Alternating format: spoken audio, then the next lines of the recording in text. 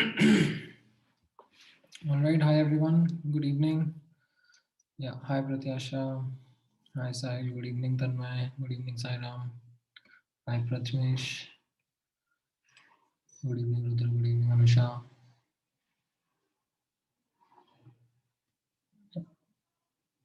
Yeah, hi Kartikeya.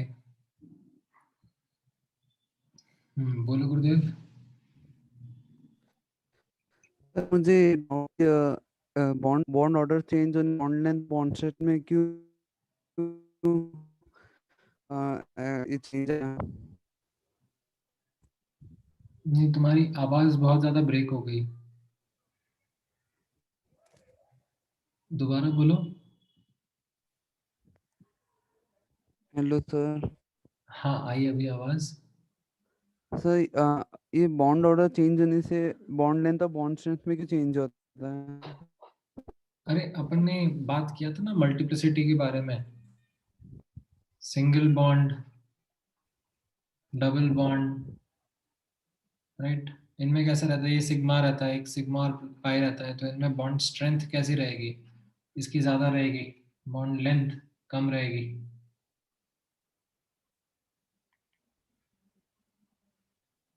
तो ये जो बॉन्ड ऑर्डर है वो ये बॉन्ड मल्टीप्लिसिटी तो बताता है कि सिंगल बॉन्ड है, डबल बॉन्ड है, या इनके बीच में है.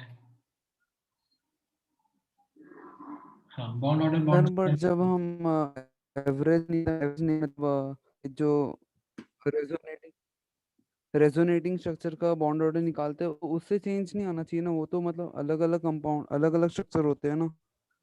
नहीं, तो वही तो था ना रेजोनेंस का कॉन्सेप्ट ही, कि अलग अलग स्ट्रक्चर एग्जिस्ट नहीं कर रहे हैं.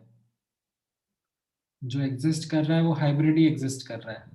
जैसे ये, ये से एक ही स्ट्रक्चर एक्सेप्ट कर रहा है ना.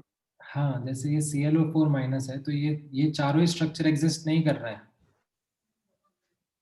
एग्जिस्ट क्या कर रहा है? जो इनका हाइब्रिड स्ट्रक्चर है जिसमें इलेक्ट्रॉन डीलोकलाइज्ड है. तो उसकी वजह से बॉन्ड लेंथ पे, बॉन्ड स्ट्रेंथ पे फर्क पड़ा ना. That is what we understood. Sir तो ये एक्सपेरिमेंटली निकाला है ये हम्म. प्रॉपर्टी? हम्म. अच्छा ओके सर. वही, समझ जैसे गया. ये सारे कंपाउंड्स हैं, इसमें सब में क्लोरीन ऑक्सीजन बॉन्ड्स का एक्सपेरिमेंटल एनालिसिस करा तो पता पड़ा कि ClO माइनस में सबसे लॉन्गर बॉन्ड आ रहा है एज कम्पेयर टू ClO2 में, as compare to ClO3 minus में, as compare to ClO4 minus में. ये सब एक्सपेरिमेंटली वैलिडेटेड भी है. Okay sir. Thank you. Alright. हाँ, क्या कह रहे हो सुमित?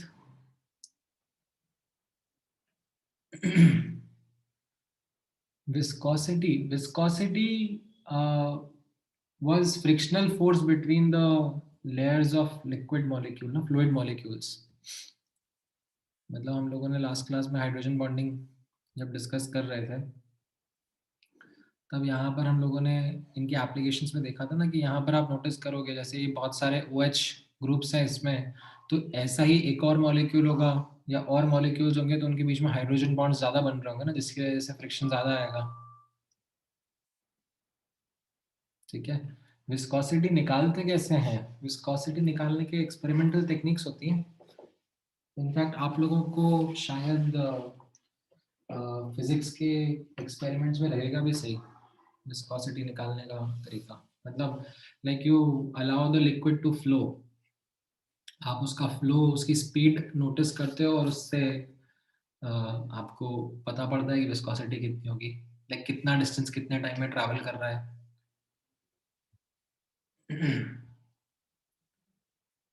ठीक है.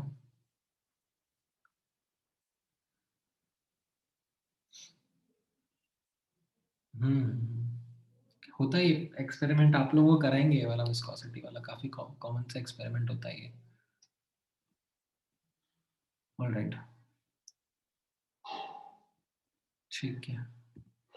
ये वाला फोर्थ वाला, इसमें तो अपन ने यही डिस्कस किया था ना कि लाइक एसिटिक एसिड बेंजीन में डिसॉल्व हो जाता है किस तरीके से, डाइमर बना के. तो वो डाइमर कैसे बना रहा है? उसके दो यूनिट्स आपस में हाइड्रोजन बॉन्डेड है. ऐसा क्यों कर रहे हैं? क्योंकि ये जो पोलर वाला पार्ट है एसिटिक एसिड का, इसको बेंजीन के साथ में इंटरेक्ट करना पसंद नहीं है. ये पोलर है तो उसको पोलर के साथ में इंटरेक्ट करना पसंद है, तो इसको मिल गया दूसरा एसिटिक एसिड का पोलर एंड, तो उसके साथ में इसने हाइड्रोजन बॉन्ड्स बना लिए। बस इतना सही था। बोलो साहिल। सर वो मॉलिक्यूल्स में विस्कोसिटी किसका ज्यादा रहेगा किसका कम, वो सिर्फ हाइड्रोजन बॉन्ड्स पे डिपेंड करता है क्या? नहीं नहीं नहीं, ऐसा सिर्फ हाइड्रोजन बॉन्ड्स पर नहीं डिपेंड करता, बहुत सारे और भी फैक्टर्स होते हैं, but hydrogen bonding plays a crucial role. तो सर हमें अगर फाइंड करना रहेगा तो हम लोग सिर्फ हाइड्रोजन बॉन्ड्स देखेंगे ना?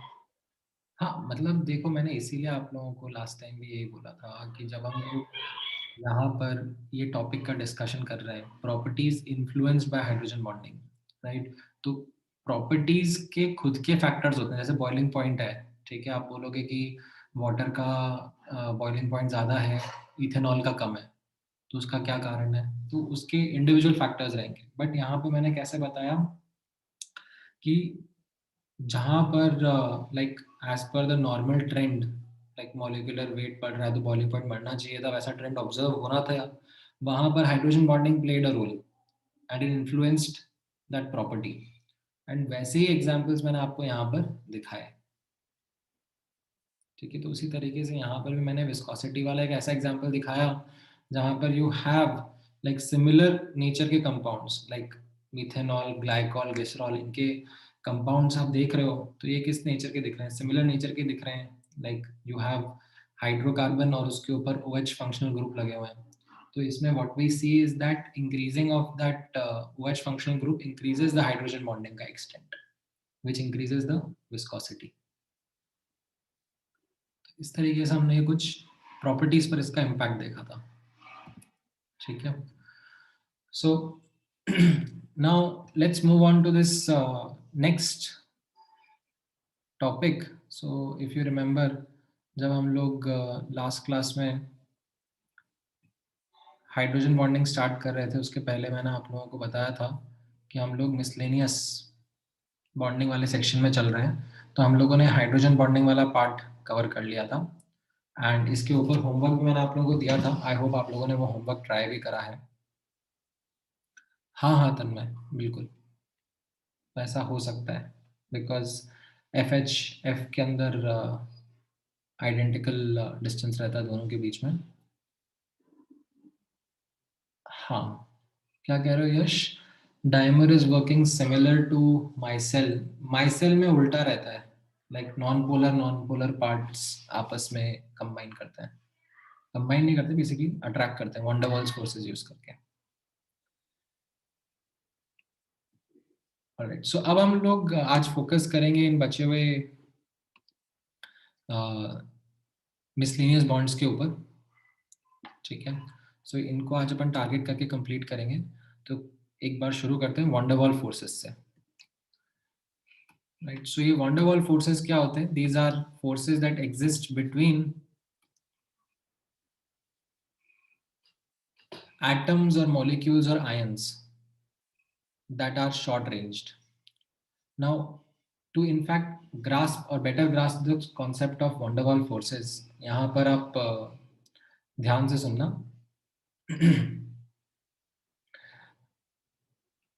आर्गन या फिर से hydrogen gas,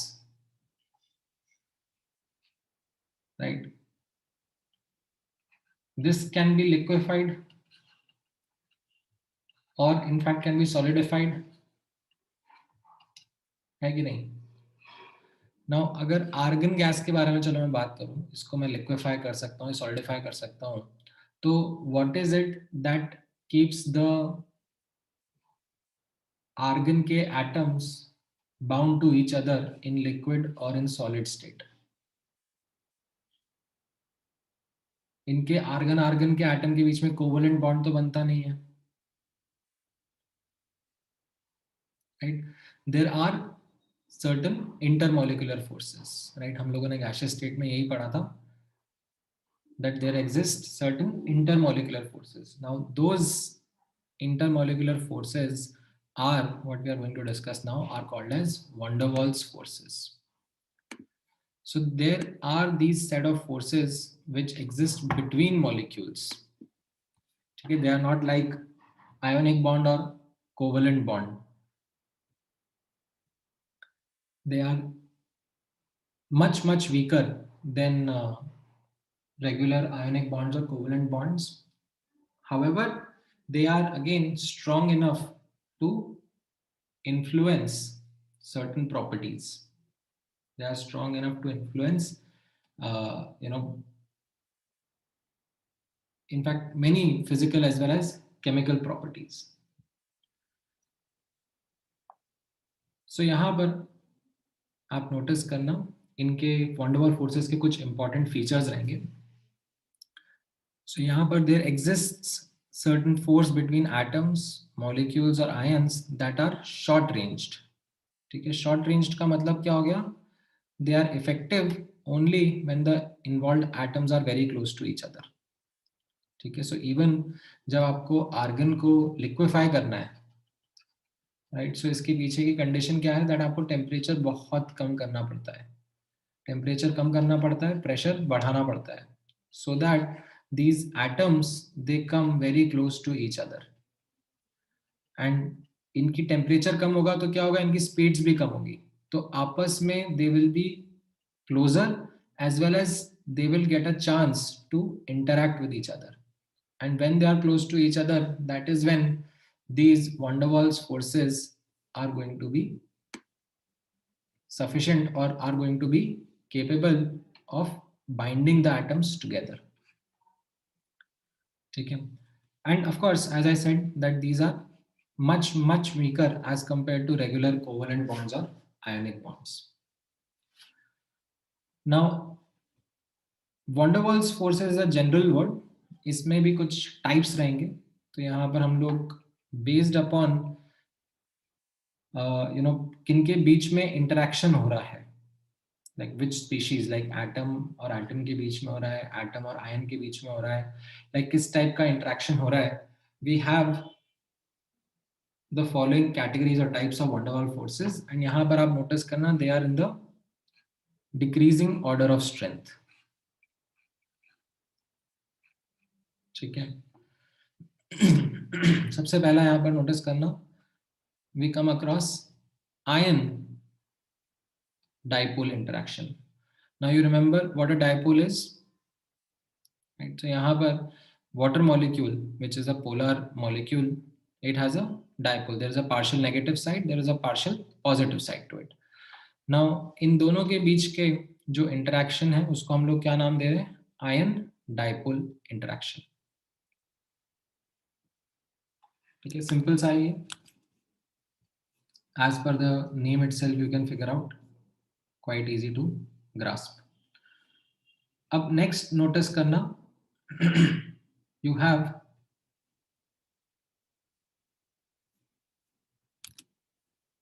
ion induced dipole. ठीक है, ध्यान से यहाँ पे सुनना. So one part of the interaction is an ion and the other is what we call as induced dipole. Now what is induced dipole? Induced dipole is also called as temporary dipole or instantaneous dipole. ठीक है, ये इसके synonyms है. आपने याद हो तो पहले पढ़ा था क्वेश्चन करते वक्त कि परमानेंट डायपोल मोमेंट किस मॉलिक्यूल में है, तो यहाँ पर अब टेम्पररी डायपोल मोमेंट इंट्रोड्यूस कर रहे हैं. So this induced dipole is something which we see in a non-polar molecule. तो यहाँ पर आप नोटिस करोगे, let's say क्लोरीन, ठीक है, Cl2 मॉलिक्यूल जो है, Cl2 मॉलिक्यूल कैसा रहेगा? नॉन पोलर रहेगा, बिकॉज इसमें दोनों सेम क्लोरीन एटम्स है. नाउ अब इसमें कैसा रहता है? ये क्लोरीन एटम की जो इलेक्ट्रॉन्स रहेंगे, राइट, ये जो क्लोरीन मॉलिक्यूल के इलेक्ट्रॉन्स रहेंगे, they will be symmetrically distributed around the nuclei of chlorine atoms, and that is what the non-polar molecule is. But जब Na plus comes closer to this Cl molecule, ठीक है, so this happens when Na plus comes closer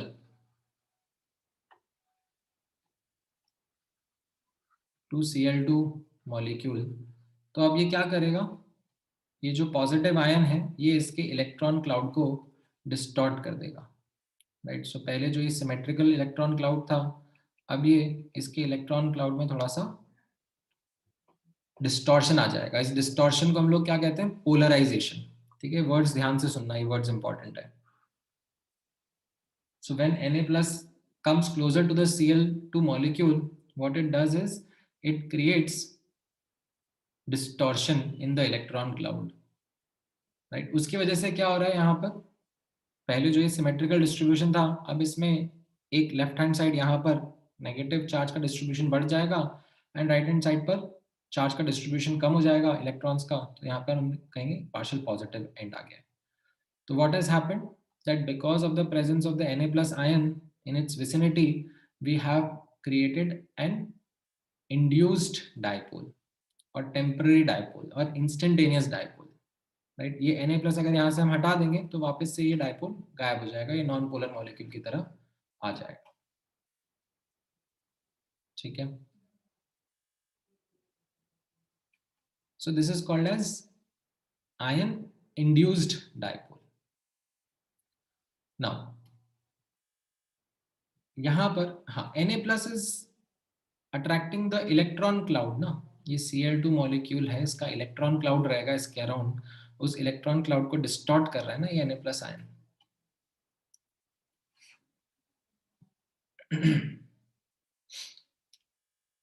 हाँ, मैं in fact कोशिश करता हूँ कि आप लोगों को कुछ एनिमेशंस वगैरह अगर दिखें.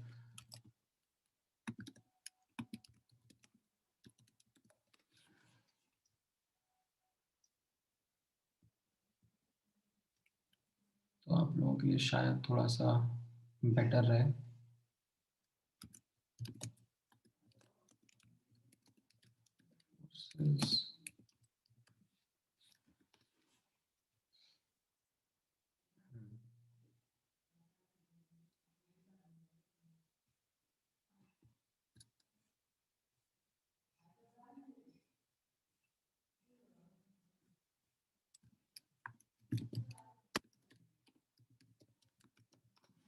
Give me a moment.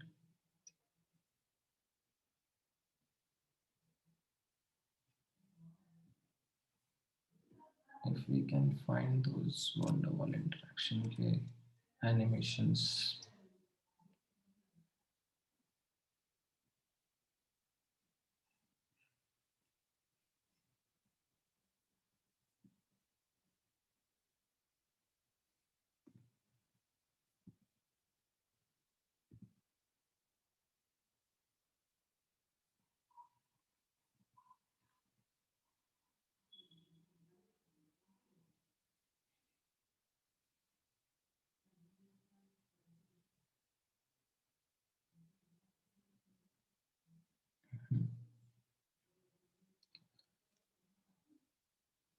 नहीं यार, वो कहाँ गए सिमुलेशंस?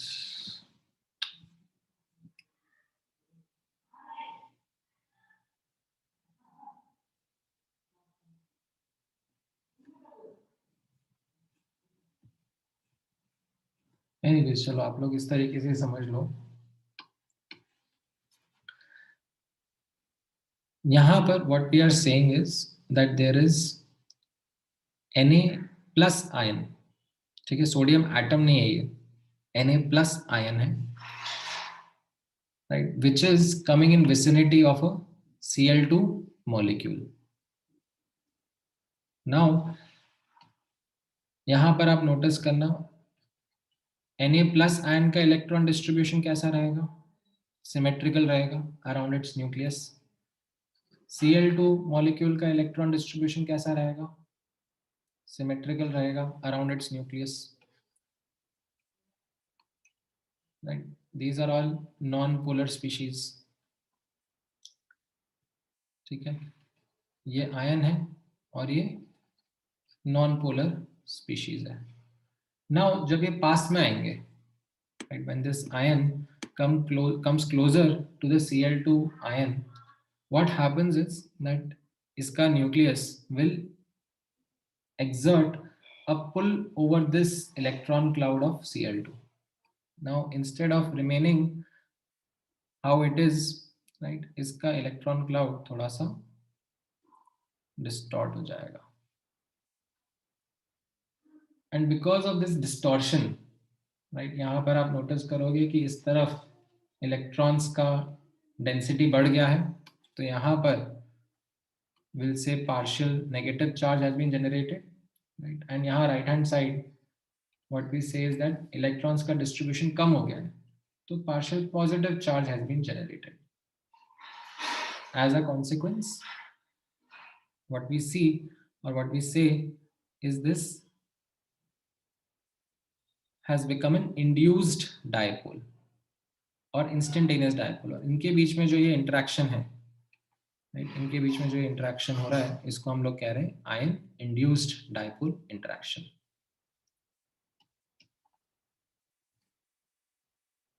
हाँ, नाउ अच्छा, अब इसमें हाँ, temporary dipole is not as strong as the permanent dipole. जैसे मैंने आपको बोला we are going in decreasing order of strength. यहाँ पे ion dipole interactions are stronger, ion induced dipole interactions are relatively weaker. ठीक है,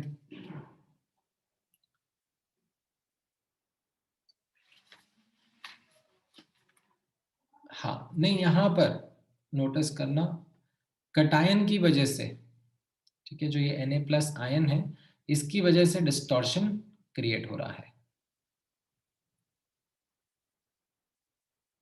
ठीक है, why is it called temporary? Because when the atom are close to each other, ठीक है, तभी ये वॉन्डरवॉल फोर्सेस एक्ट कर रहे हैं. जैसे मैंने आपको यहाँ स्टार्टिंग में बताया that these van der Waals forces are short ranged, so they are only effective when these atoms are close to each other. तो मान लो अगर ये like Na+ आयन और Cl2- आयन दूर दूर चले जाएंगे, तो वापस से ये जो Cl2 आयन है ये फिर से नॉन पोलर स्टेट में आ जाएगा, no dipole moment. Only when the Na+ ion came close to it, then there was this induced dipole on the Cl2 molecule. Next आप observe करो, we call it as dipole-dipole interaction. This is something which you have seen many times before. यहाँ पर you have HCl as the polar molecule and say दूसरा example भी है dipole का, एक dipole और दूसरा भी dipole है HCl molecule. इनके बीच में जो interaction रहेगा तो आप notice करोगे एक का partial positive end और एक का partial negative end आपस में एक दूसरे को attract करेंगे, इसको हम लोग dipole-dipole interaction कहते हैं.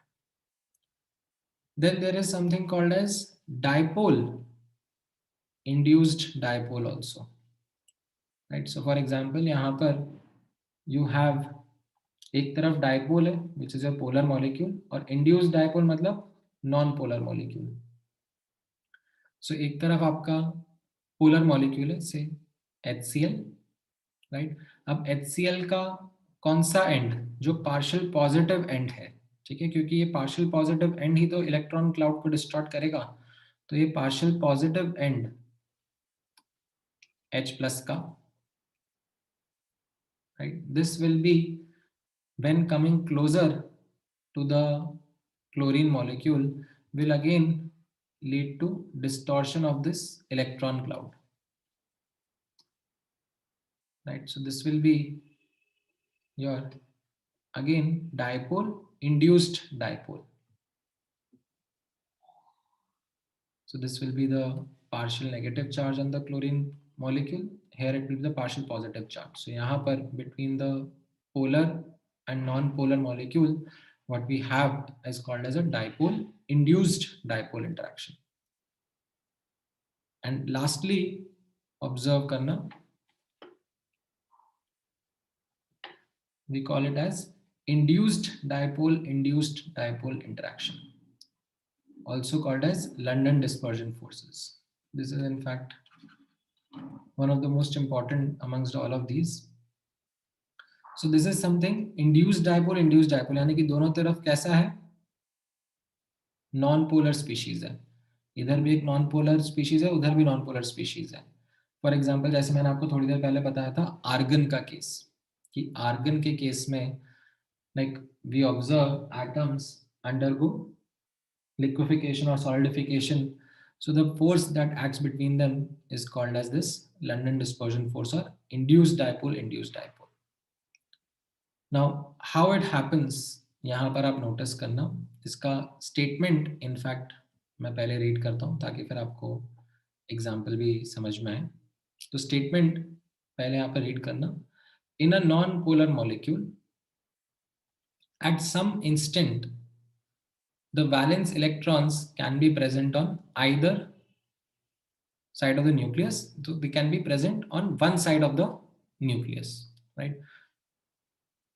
So you have a single atom के around electrons मिलने की probability distributed है, right? So at some point in time, it could be that electrons are likely to be present on one side as compared to the other side. And this results in what we call as a fluctuating dipole. At that instant when the electrons say are present on one side of the nucleus. Now as a result of this fluctuating dipole, right, यहाँ पर से ये neon atom है, यहाँ पर fluctuating dipole moment create हुआ, like you have this neon atom and इस neon atom में electrons अभी draw it in a neater manner.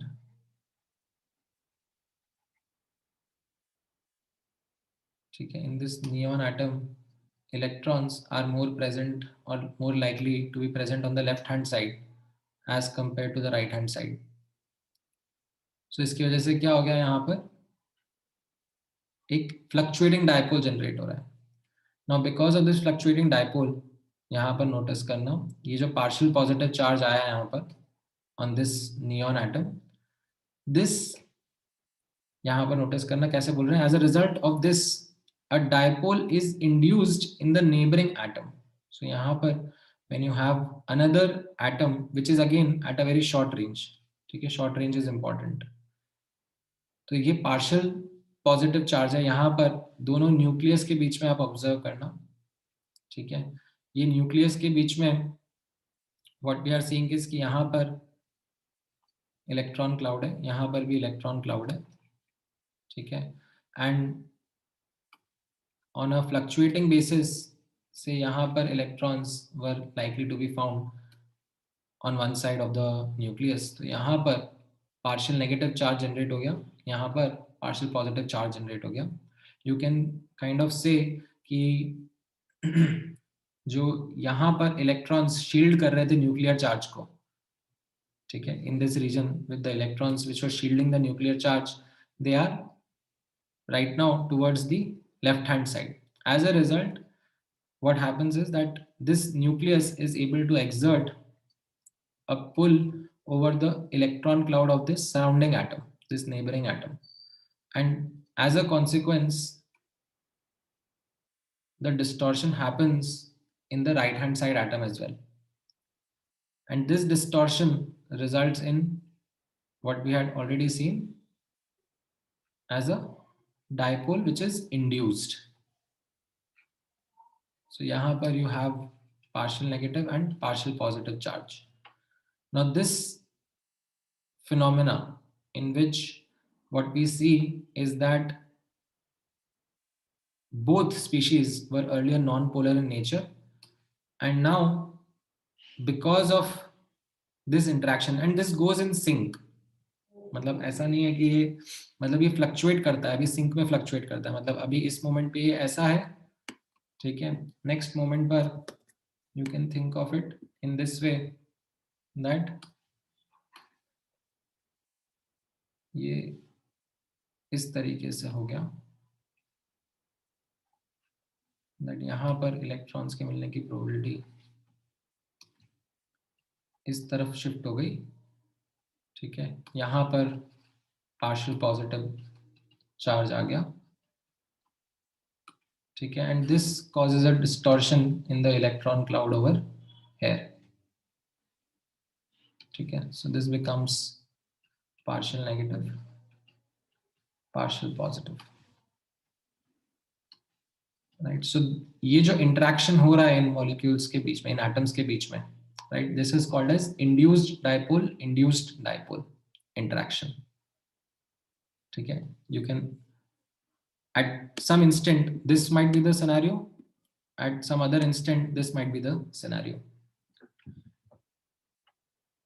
and this is something which is responsible for liquefaction, or you can say solidification of noble gases. ठीक है, हाँ, I am sure आप लोगों के कुछ कुछ डाउट्स हैं, एक एक करके डिस्कस करना शुरू करेंगे. So these are the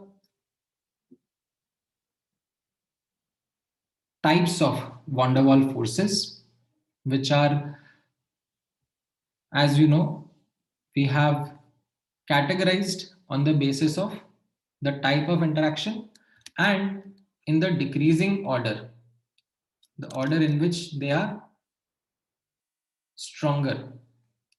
अब इसमें एक दो पॉइंट्स और नोटिस करेंगे, ठीक है, before I start taking your doubts.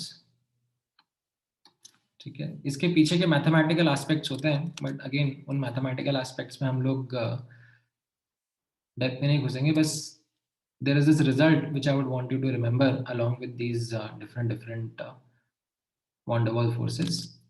So जो ये dipole interactions हैं, ठीक है, they are proportional to 1 upon r cube,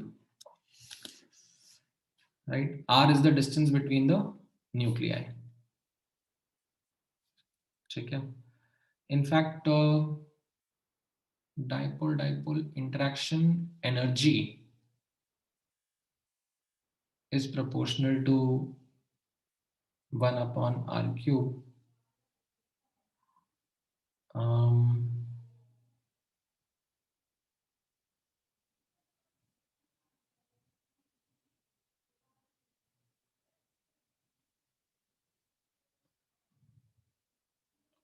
Let me in fact correct this. यहाँ पर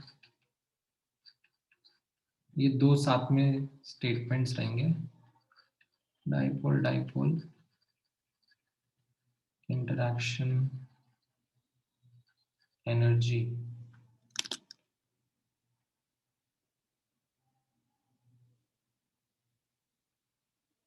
between stationary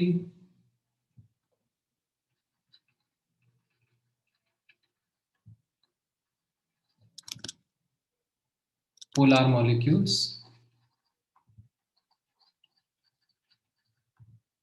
now stationary as in solid phase में होंगे.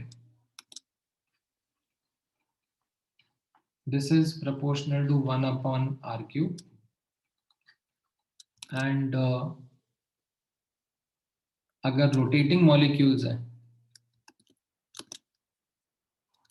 ठीक है, between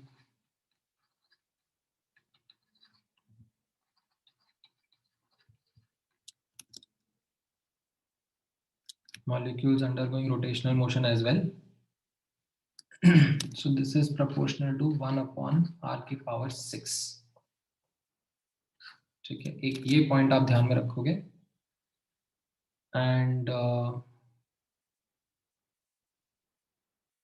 लंडन डिस्पर्जन फोर्सेस के बारे में भी रहता है, that this is also something which you can remember, that this is also proportional to 1 upon r की पावर 6. ठीक है, ये इतना आप ध्यान में रख लो. ठीक है, the forces and the interaction energy, they are proportional to 1 upon r की power 6. What is r? R is the distance between the nuclei. ठीक है, मैंने आपको बोला ना ये शॉर्ट रेंज फोर्सेस हैं.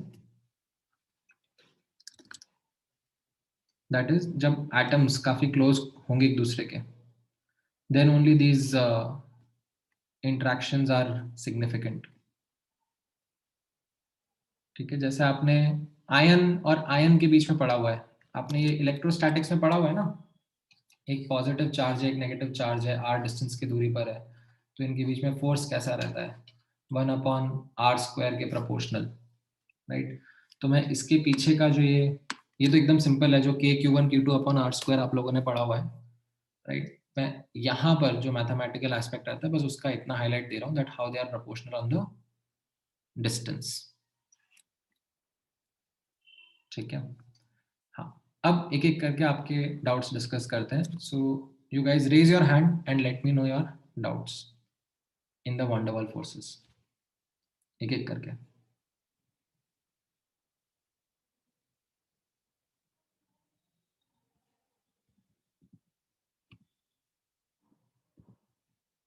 हाँ बोलो सुमित। सर जो लंदन डिस्पर्जन फोर्स है वो मॉलिक्यूल्स के बीच में भी हो सकता है ना? हाँ हाँ बिल्कुल, मतलब फॉर एग्जांपल हाइड्रोजन मॉलिक्यूल दोनों नॉन पोलर है। ओके सर, ठीक है सर। हाँ बोलो साईराम। सर जो iron and induced dipole interaction है उसमें सोडियम आयन का इलेक्ट्रॉन क्लाउड डिस्टॉर्ट नहीं होगा क्या? हाँ गुड क्वेश्चन।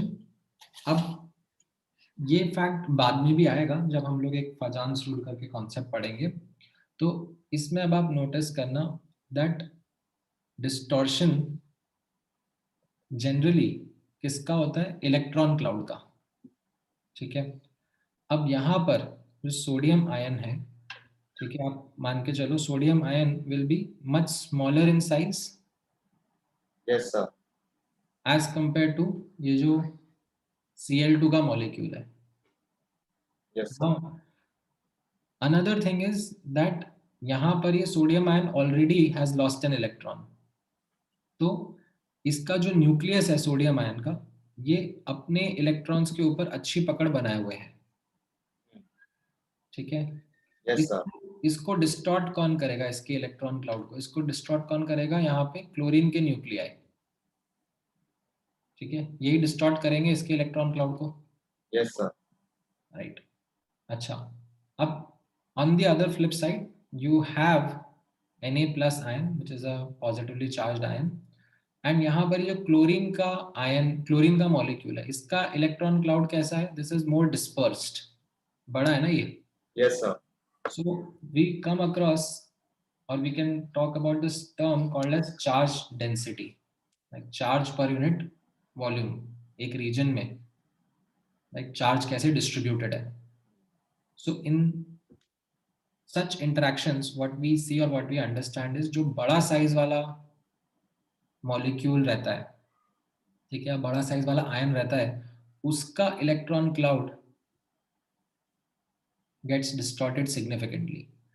यहाँ पर डेफिनेटली Na+ आयन का भी डिस्टॉर्शन होगा, but this is something which we can neglect as compare to the distortion which is happening in the larger sized atom और मॉलिक्यूल और आयन।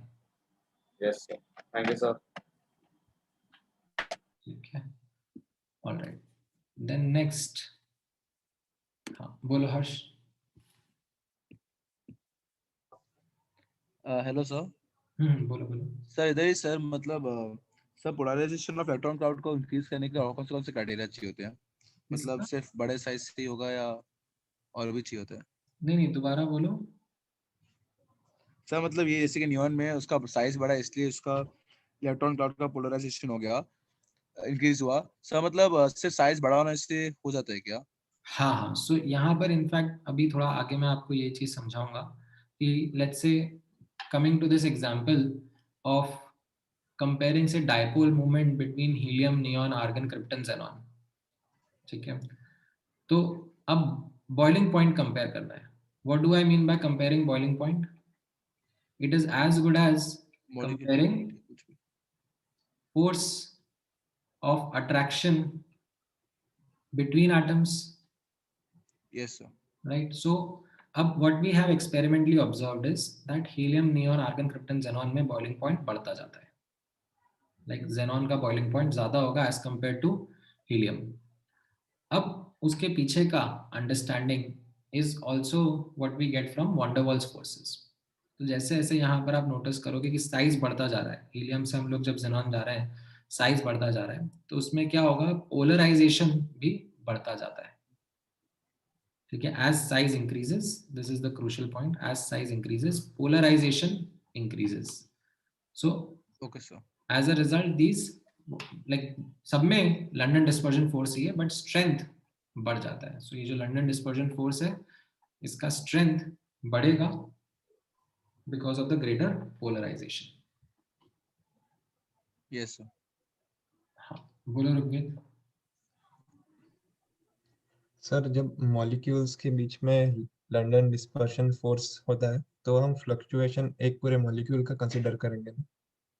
हाँ, मतलब एक मॉलिक्यूल में फ्लक्चुएटिंग डायपोल हुआ, उसकी वजह से दूसरे में डायपोल इंड्यूस हो जाता है। ठीक है, हाँ और ये चीज फ्लक्चुएट करती है, मतलब जैसे मैंने बताया आपको कि ये स्टेट से ये स्टेट में भी आ सकता है ये। तो हो क्या यस रहा सर। है कि इसकी वजह से दोनों के बीच में there is this attractive force that is getting developed, which is what we are calling as London dispersion force. Okay sir. Sir और ये नाम आने का कोई वजह? इसका नाम लंदन डिस्पर्जन फोर्स क्यों है हाँ यार? अब होगी कुछ कहानी, मतलब किसी साइंटिस्ट का नाम होगा, लंदन उसके नाम पे होगा। Okay sir. Okay thank you sir. हाँ, बोला Ayush. So in the given formula, that the dispersion force is directly proportional to the reciprocal of the third power of the radius, the internuclear radius. वो dipole में, हाँ। Yes, sir. So is this radius denoted radius as van der Waals radius, or नहीं, it is any other form? Radius नहीं है बाबा, ये पढ़ो ना, what is Distance. Distance between nuclear, that's it. So तो ये van der Waal radius से मिलता जुलता है, या फिर ये एक distance, simply a distance into b? नहीं, सिंपल डिस्टेंस है, मतलब जैसे यहाँ पर ये एक पोलर मॉलिक्यूल है और इसका ये सेंटर हम लोग डिफाइन करेंगे, ये एक पोलर मॉलिक्यूल है, इसका हम एक सेंटर डिफाइन करेंगे, इनके बीच के डिस्टेंस को हम लोग ये r बोल रहे हैं। Okay, sir. And one more doubt, sir. The ion-induced dipole lasts for very few seconds, right? As long as the, see what is that is what I'm saying कि अगर यहाँ पर ये मान लो सॉलिड स्टेट में है तो ये दोनों पास में ही है, राइट, तो इनके बीच में ये रहेगा। बट अगर मान लो ये एक्वस फेज में है, राइट, एक्वस फेज में है या फिर गैशियस फेज में है, तो ये मूव करते रहेंगे, तो only when they are in vicinity of each other. Which is variable, because if it is in gaseous or in liquid state. हाँ हाँ हाँ, मतलब जैसे फॉर एग्जांपल आर्गन का भी मैंने एग्जांपल लिया, तो अभी मान लो रूम टेम्परेचर प्रेशर कंडीशंस पर आर्गन गैस है इस वेसल में ट्रैप्ड, तो यहाँ पर तो मॉलिक्यूल्स बहुत ही फास्ट मूव कर रहे हैं एक दूसरे से, Yes, sir. लाइक तो इनके बीच में वैन डर वाल फोर्स कभी एक्ट करेगा जब ये molecules like will be very close to each other, and for that instant जब ये पास में है फिर ये दूर हो जाएंगे वापस से, फोर्स गायब हो जाएगा इनके बीच का, लाइक और डिमिनिश कर जाएगा। अब आप टेम्परेचर कम करते जाओ, प्रेशर बढ़ाते जाओ, तो what will happen is that you will provide this interaction, you will give opportunity for this interaction to happen, and that is the case when you can see that this atom and atom can come close to each other, then interact and then stay interacted in liquid or solid phase. Yes, sir. Okay, sir. हाँ, बोलो Sumit.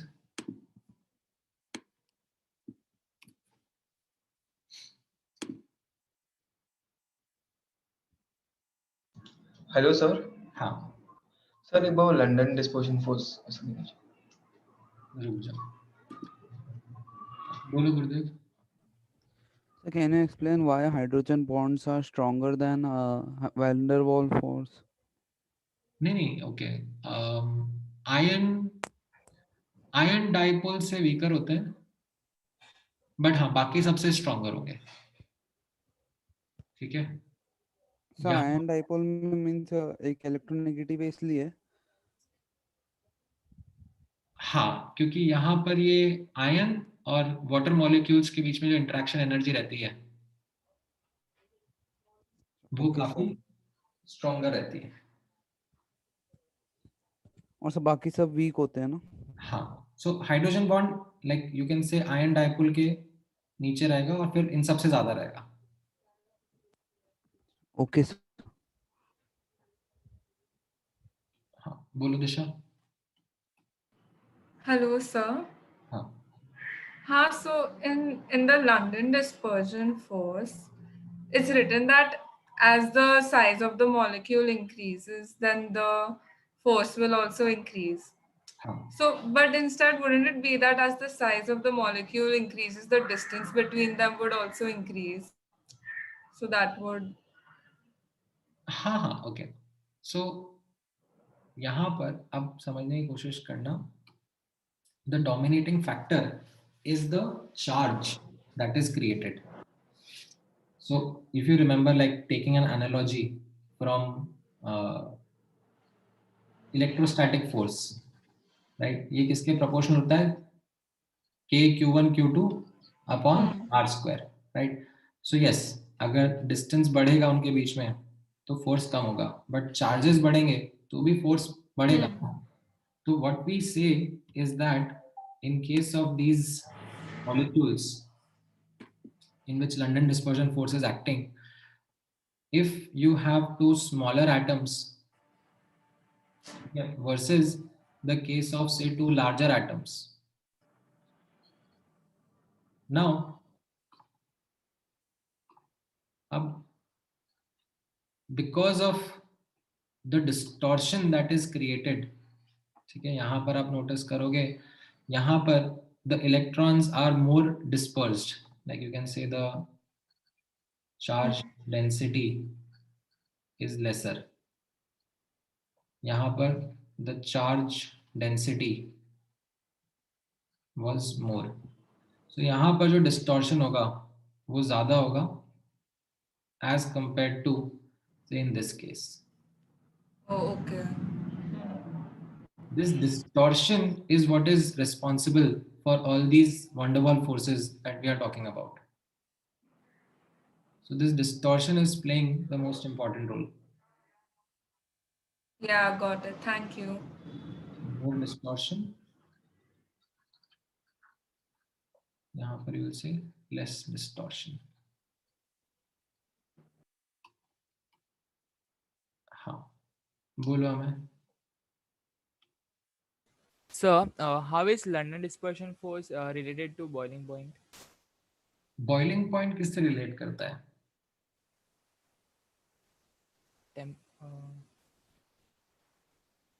Force of attraction between particles ना? हाँ, okay. Water का molecule, water का boiling point के बारे में बात करूंगा मैं, तो it is related to the force of attraction between water molecules. Yes, sir. Right, so water molecules के बीच में कौन सा फोर्स रहेगा? इनफैक्ट हाइड्रोजन बॉन्ड्स रहेंगे, not even dipole dipole, I would say hydrogen bonds रहेंगे। Okay, sir. ठीक है, यहाँ पर जैसे मैंने बात करा तो ये सब नोबल गैसेस हैं, इनके बीच में क्या रहेगा? London dispersion force. Okay, sir. Clear. हाँ, बोलो निशांत।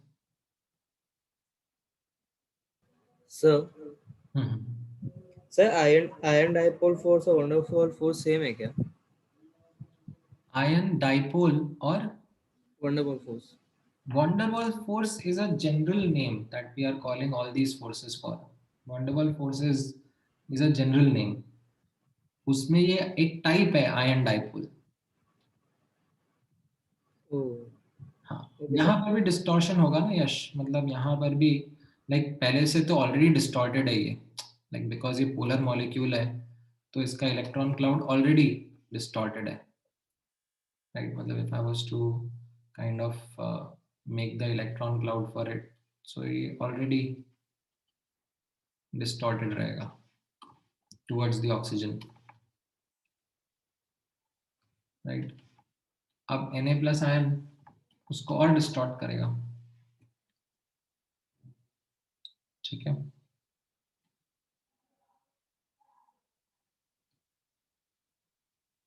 हाँ बोलो सुमित। सर हम्म, सर लंदन डिस्पर्जन फोर्स में जो दो सिमिलर एटम्स करते हैं सर, उसमें दोनों का सेम डिस्टॉर्शन होगा ना दोनों में? हाँ ओके सर, उसमें डायग्राम ऐसे बनाया नहीं ना दोनों का डिस्टॉर्शन। नहीं नहीं, मतलब यहाँ पे हम लोग दोनों सेम ही एटम ले रहे हैं ना। Okay sir. हाँ बोलो यश। सर लंदन डिस्पर्जन फोर्सेस में वो एक साइड पे कब आते हैं, कैसे आते हैं? सिमेट्रिक होने चाहिए ना। हाँ हाँ, so that is what I said, that अगर एक स्टैंड अलोन मॉलिक्यूल के बारे में हम लोग बात करें, राइट, तो ये स्टैंड अलोन मॉलिक्यूल में कैसा रहता है, फ्लक्चुएटिंग डायपोल मोमेंट रहता है। मतलब फ्लक्चुएटिंग डायपोल मोमेंट मतलब कि वैसे तो अब ये न्यूक्लियस है, न्यूक्लियस के around S electron, S orbital, P orbital, वो सब अपन ने डिस्कस किया था, सब सिमेट्रिकल होता है, ठीक है। तो ऑन एन एवरेज अगर मैं इसका डायपोल मोमेंट आपसे पूछूंगा तो 0 रहेगा, राइट, क्योंकि जितना प्रोबेबिलिटी इलेक्ट्रॉन के मिलने की यहाँ पर है उतनी ही प्रोबेबिलिटी यहाँ पर भी रहेगी, ठीक है। तो on an average the dipole moments will be 0. However, the fact is that the electrons are always in motion around the nucleus, right? So for example, यहाँ पे helium के भी atoms है, helium का भी molecule है, तो उसमें जो electron है, they are likely to be found on one side at one point in time.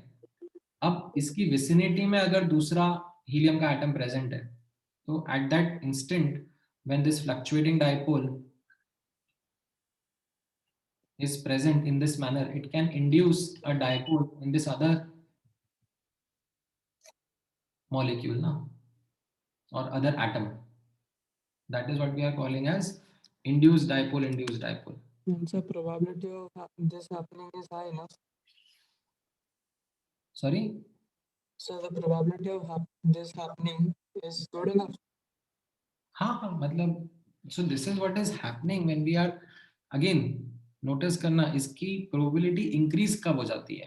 So this is going to be increased under a condition of very low temperatures and high pressure conditions. For example, if I ask you helium का boiling point कितना होता है, helium का boiling point I think 4 kelvin या कुछ ऐसा होता है, ठीक है, मतलब इनका भी बहुत कम टेम्परेचर होता है. So under very low temperature conditions what we are giving is that we are giving these interactions an opportunity to happen. Otherwise तो कैसा है, अदरवाइज अगर यहाँ पर like room temperature pressure condition से मैंने बताया ना आपको, ये मॉलिक्यूल्स they are very fast moving, they are just whizzing past each other. Only and only when they come very close to each other then we say okay, ठीक है, बीच में इंटरेक्शन हुआ होगा. Okay, sir. All right. अच्छा, now जैसे for example यहाँ पर आप नोटिस करो, अब साइज बढ़ता जा रहा है. जैसे मैंने आपको ये पूछा F2, Cl2, Br2 और I2, राइट, इनमें आपको बॉइलिंग पॉइंट कंपेयर करना है. F2 में, Cl2 में, Br2 और I2 में. अब सबसे पहले आप सोचोगे कि इनके बीच में अट्रैक्टिव फोर्सेस क्या क्या रहते हैं. तो एक फ्लोरीन का मॉलिक्यूल और दूसरे फ्लोरीन के मॉलिक्यूल के बीच में क्या रहेगा,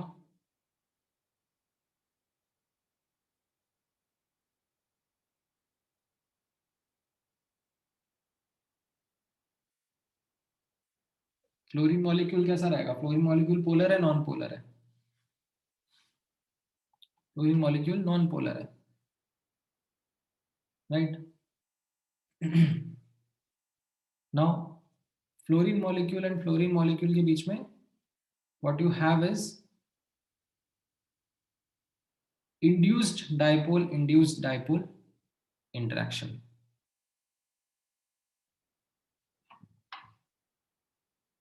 ठीक है, यहां पर भी इन सब के बीच में with in molecules, sorry I should say between molecules, क्या एक्ट कर रहे हैं, London dispersion forces. And London dispersion forces के बारे में हम लोगों ने क्या पढ़ा है अभी जस्ट थोड़ी देर पहले, दैट जैसे जैसे साइज बढ़ता जाएगा लंदन डिस्पर्जन फोर्सेस बढ़ते जाएंगे. तो यहाँ पर साइज बढ़ रहा है, लंडन डिस्पर्जन फोर्सेस भी बढ़ रहे हैं, and as a consequence boiling point भी बढ़ रहा है. And to in fact substantiate that,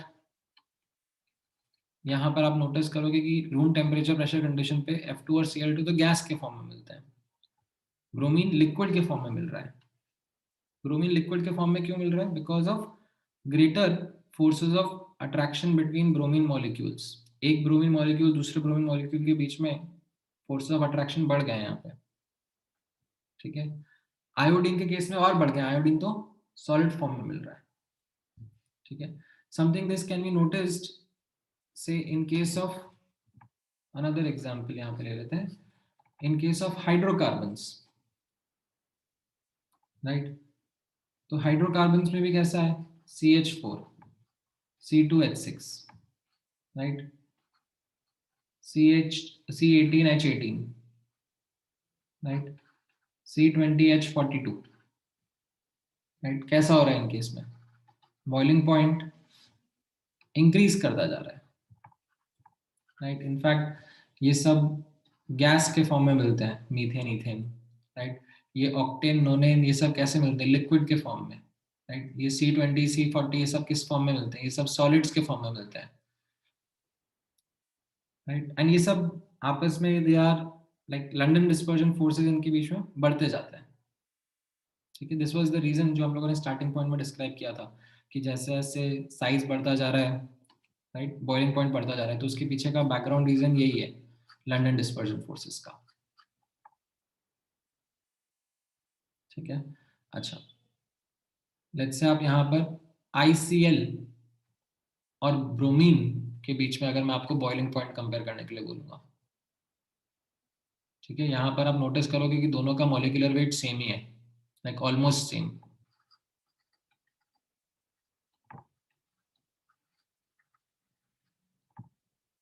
or I should say similar, molecular weight is similar, but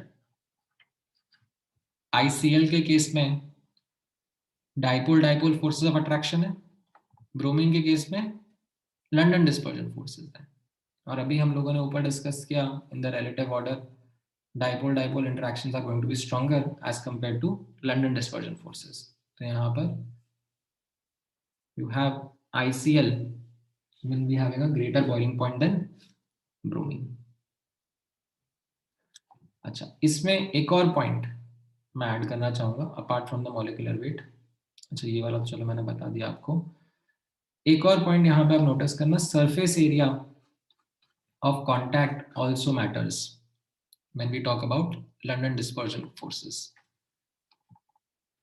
so these are two isomers, एक नॉर्मल पेंटेन है और एक ये नियोपेंटेन है. ठीक है, सेम मॉलिक्यूलर वेट है इन दोनों का.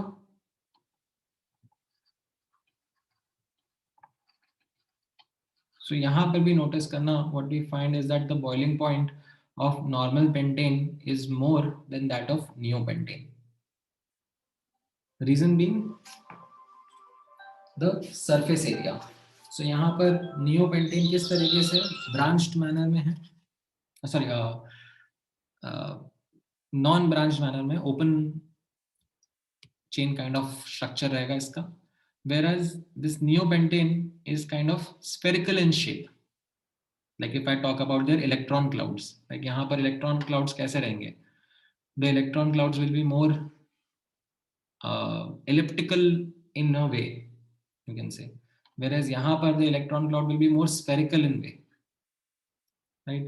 So between two elliptical versus two spherical, किसमें surface area of contact ज़्यादा रहेगा?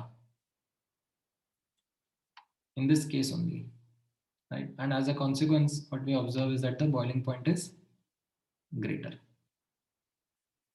ठीक है, तो ये कुछ पॉइंट्स हैं जो कि आप ध्यान में रखोगे, specially for London dispersion forces. Size बढ़ रहा है, मॉलिक्यूलर वेट बढ़ रहा है, लंडन डिस्पर्जन फोर्सेस बढ़ रहे हैं, as well as among isomers, greater the surface area of contact like एक मॉलिक्यूल और दूसरे मॉलिक्यूल जब कांटेक्ट में आएगा तो उनके बीच में कांटेक्ट एरिया कुछ डिफाइन कर सकते हैं हम लोग। हाँ बोलो साइराम। सर आप ये वाला एग्जांपल वापस समझा सकते हो क्या, नॉर्मल पेंटेन और नियो पेंटेन का डिफरेंस? हाँ ये मैंने इस पॉइंट को एलैबोरेट करने के लिए करा है that greater the surface area of contact greater is the London dispersion force. तो अभी अगर मैं आपको यहाँ पर लाइक इलेक्ट्रॉन क्लाउड विजुअलाइज करने के लिए बोलूंगा नॉर्मल पेंटेन का, तो ये किस तरीके से रहेगा? एक इलेक्ट्रिकल टाइप, राइट, मोर इलेक्ट्रिकल नेचर। तो एक मॉलिक्यूल और दूसरा मॉलिक्यूल जब ये पास में आएंगे तो इनके बीच में ज्यादा कांटेक्ट एरिया पॉसिबल है। Yes sir. whereas in case of neopentane, like what you can see is that this is more of a spherical yes sir. electron cloud and दूसरे का भी spherical electron cloud रहेगा, तो इनके बीच में lesser contact area है, lesser distortion होगा। Yes sir. ठीक है। Yes sir, thank you sir. All right, so this was van der Waals forces। अब next miscellaneous bond के ऊपर चलते हैं। हाँ हाँ, अरे आ सकता है, ऑफ कोर्स साइडवेज भी आ सकता है, दैट्स ओके, बट अपॉर्चुनिटी कहाँ पर है ज्यादा इंटरेक्ट करने की? मतलब ऐसे तो डाइपोल में भी तो पार्शियल नेगेटिव आ सकता है ना, आने में तो नेगेटिव नेगेटिव भी आ सकता है, तो यहाँ पे तो रिपल्शन हो जाएगा। बट मैं ये थोड़ा कह रहा हूँ, मैं तो ये कह रहा हूँ कि जब इनको आपस में इंटरेक्ट करने का मौका मिलेगा तो ये किस तरीके से ओरिएंट करने की कोशिश करेंगे, इस तरीके से ओरिएंट करने की कोशिश करेंगे ना कि एनर्जी कम हो जाए, राइट, अट्रैक्टिव फोर्सेज मैक्सिमाइज हो जाए। That is the general tendency।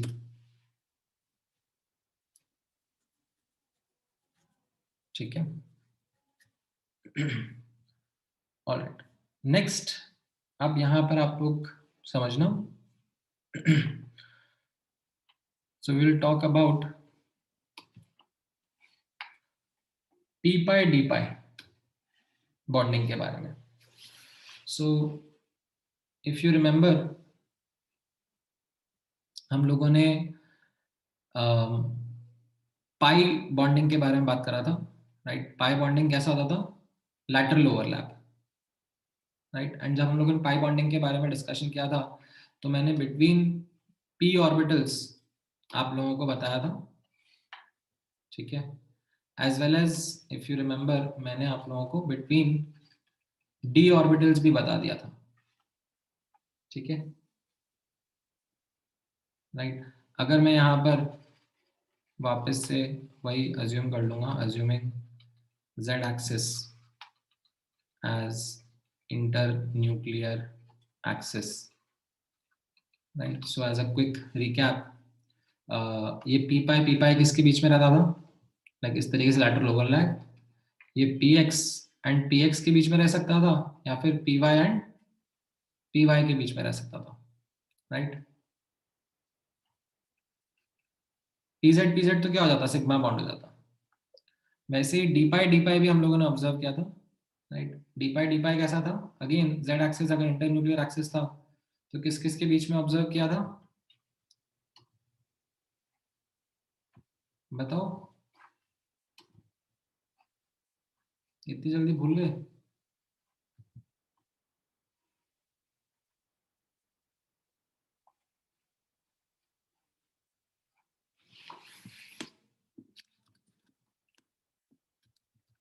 बताओ भाई।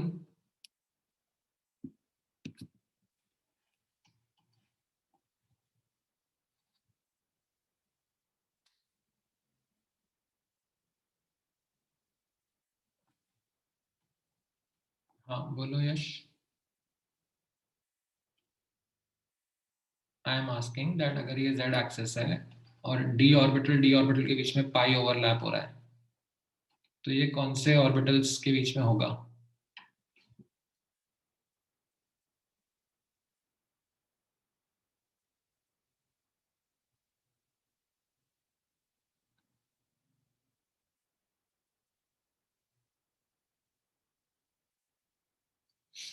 किसी का भी सही नहीं आंसर अभी तक।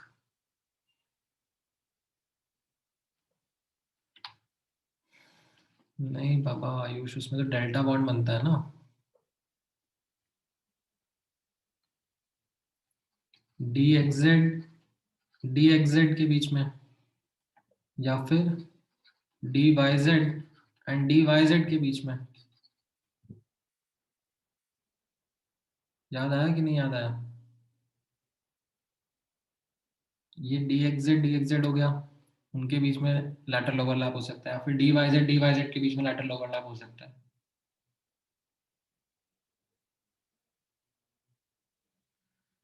अच्छा, अब यहाँ पर नोटिस करना, let's say again internuclear axis is Z axis, तो पी जेड को तो मैं निकाल दूंगा, पी जेड का नहीं काउंट में करूंगा, क्योंकि पी जेड तो फिर सिग्मा ओवरलैप्स बनाएगा। ठीक है, तो पी जेड को नहीं काउंट करता है, बट अगर पी एक्स है तो पी एक्स किसके साथ में कर सकता है लैटरल ओवरलैप?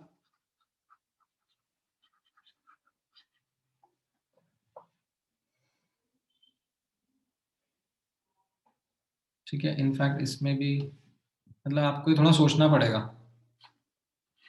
ठीक है, मान लो ये जेड एक्सिस है, ये एक्स एक्सिस है, ये वाई एक्सिस है। ठीक है, तो ये पी एक्स है, अब पी एक्स के साथ में कौन सा डी ओवरलैप करेगा?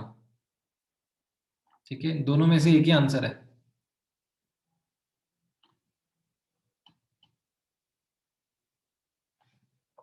पी एक्स के साथ में किसका लैटरल ओवरलैप होगा?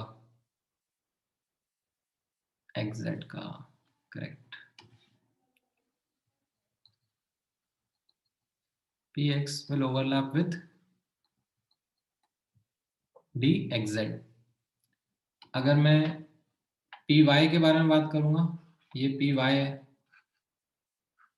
राइट, ये भी डी के साथ में ओवरलैप कर रहा होगा, तो ये कौन से डी के साथ में ओवरलैप कर रहा होगा? हाँ, डी वाई जेड। चलो ठीक है, थोड़ा तो याद आ रहा है तुम लोगों को।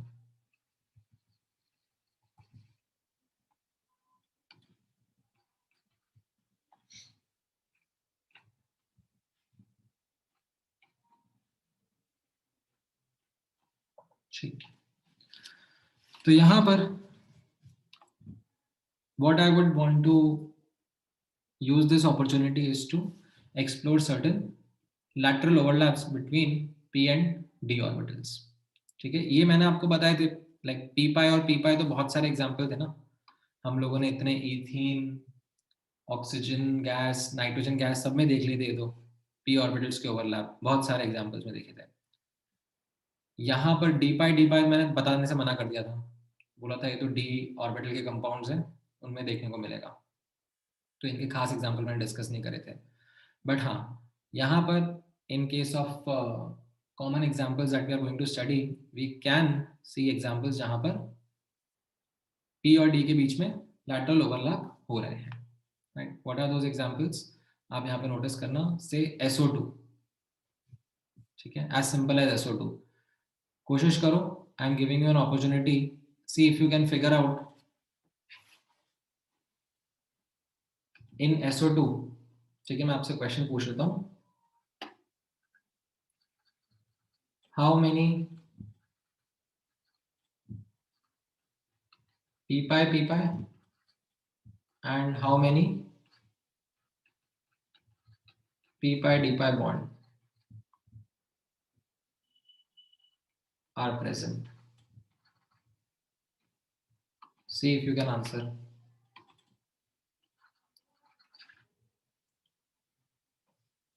आपको इनका कॉन्फ़िगरेशन देखना है, सल्फर का और ऑक्सीजन का। आपको लोइस स्ट्रक्चर तो पता ही है ना इसका, ये लोइस स्ट्रक्चर बनाना है, तो 2 पाई बॉन्ड है यहाँ पर, you can see that there are 2 pi bonds, तो I am asking you a count of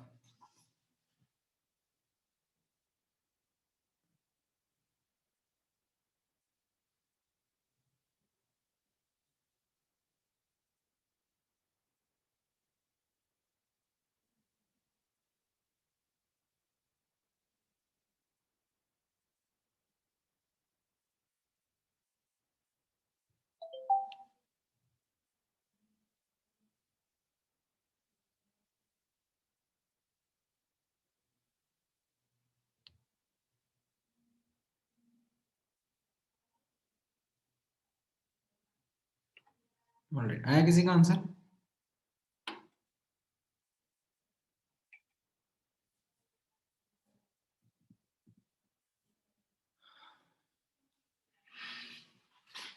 total 2 ही पाई बॉन्ड है कुशल, तुम 4 कैसे बता सकते हो?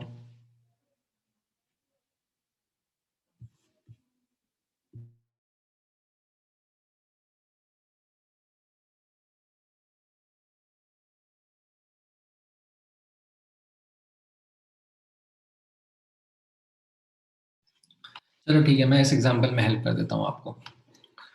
सो SO2 का लुईस स्ट्रक्चर अपने को पता है। अगर लुईस स्ट्रक्चर पता है तो उसके बाद में हम लोग कॉन्फ़िगरेशन देख सकते हैं, राइट। सल्फर का ग्राउंड स्टेट कॉन्फ़िगरेशन क्या रहेगा? 3s2 3p4, right. बट कितने बॉन्ड बनाने हैं यहाँ पे? 4 बॉन्ड बनाना है। However, 4 bonds are to be formed, है कि नहीं?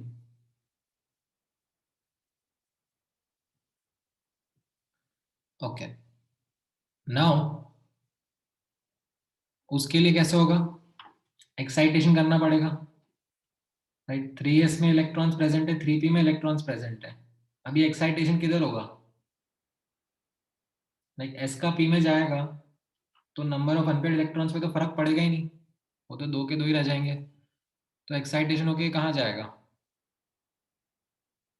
3d में। ये समझ में आया कि 3d में एक्साइट होके क्यों जाएगा? इज दिस क्लियर और नॉट?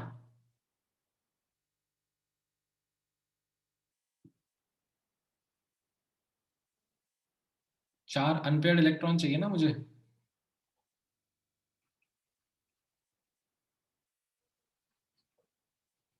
नो। अब इसके बाद नोटिस करना, इसमें हाइब्रिडाइजेशन क्या है? SO2 में what is the hybridisation that will happen? sp2। याद आ रहा है कि नहीं याद आ रहा है? ऑलराइट, सो यहां पर यू विल सी दैट एक s और 2p मिलकर हाइब्रिडाइज हो जाएंगे,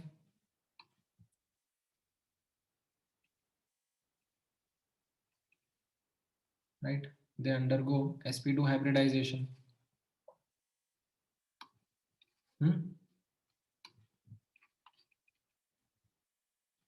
तो ये यहाँ पर 3 sp2 हाइब्रिड ऑर्बिटल बन गए।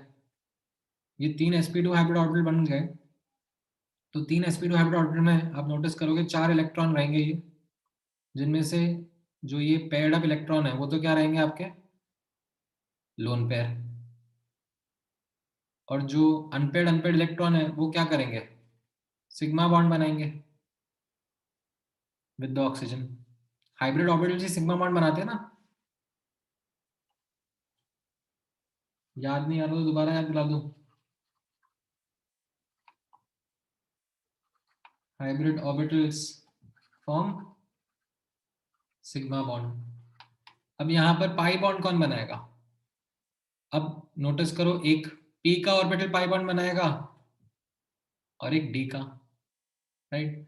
तो ये p का ऑर्बिटल, जो ये p ऑर्बिटल है ऑफ सल्फर, राइट, ये किसके साथ बनाएगा पाई? p ऑफ ऑक्सीजन के साथ में, राइट। एंड यहां पर ये आप नोटिस करना, ये d ऑफ सल्फर किसके साथ बनाएगा पाई बॉन्ड? ऑक्सीजन के p ऑर्बिटल के साथ में। तो यहाँ पर यू कैन सी दैट एक p पाई बन रहा है और एक p पाई d पाई बॉन्ड बन रहा है। समझ में आया?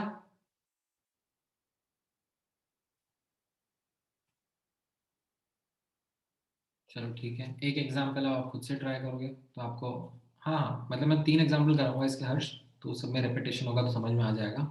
एक बार आप खुद से ट्राई करो। SO3 के अंदर identify the number of p pi and p pi d pi bonds. SO3 इसमें ट्राई करो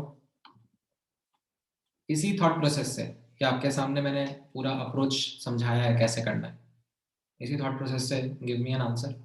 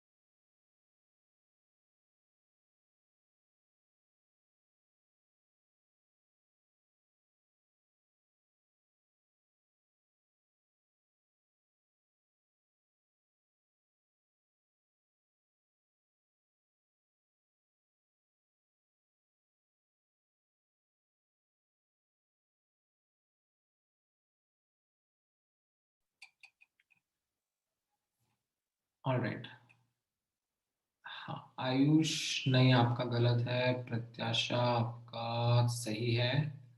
अमय आपका भी सही है।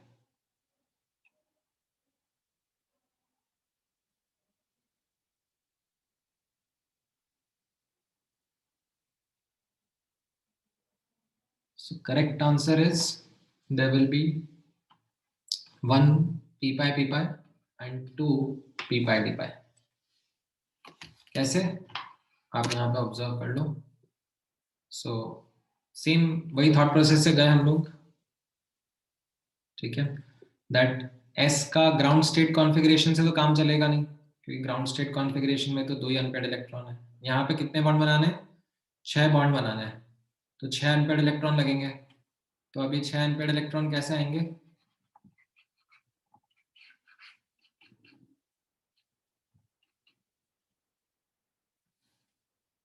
यहाँ पर 1 2 3 4 5 6, ये ग्राउंड स्टेट कॉन्फ़िगरेशन था, राइट। बट मुझे 6 अनपेयर्ड इलेक्ट्रॉन चाहिए, तो क्या करना पड़ेगा? एक्साइटेड स्टेट कॉन्फ़िगरेशन में जाना पड़ेगा। एक्साइटेड स्टेट कॉन्फ़िगरेशन क्या रहेगा? यहाँ से 2 इलेक्ट्रॉन्स यहाँ पे चले जाएंगे, राइट। और इसमें हाइब्रिडाइजेशन क्या है, वापस से आप नोटिस करना है sp2। तो ये s और 2p मिलकर 3 sp2 हाइब्रिड ऑर्बिटल्स बनाएंगे। क्या क्या प्योर बचेगा? 1 p का और 2 d के, राइट। तो ये sp2 जो प्रेजेंट है, इनमें से कैसा आएगा? ये 3 तो सिग्मा बॉन्ड बनाएंगे, राइट, विद 3 ऑक्सीजन, राइट। ये सिग्मा बॉन्ड बनाएंगे, और ये जो प्योर एटॉमिक ऑर्बिटल्स रहेंगे p एंड d के, ये पाई बॉन्ड्स बनाएंगे, राइट। तो कितने पाई बॉन्ड बनेंगे? एक p पाई और एक और 2 d पाई। समझ में आया?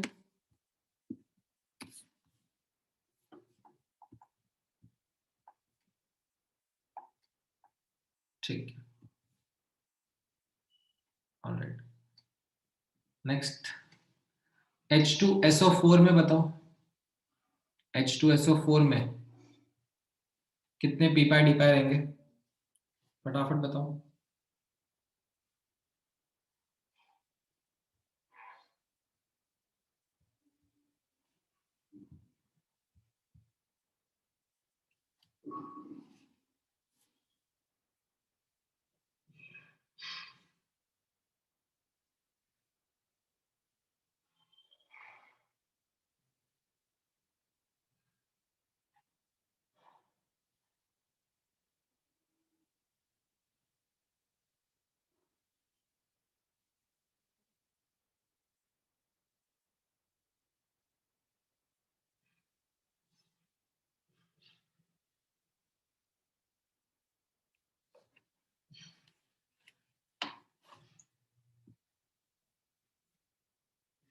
क्या आ रहा है आंसर H2SO4 का?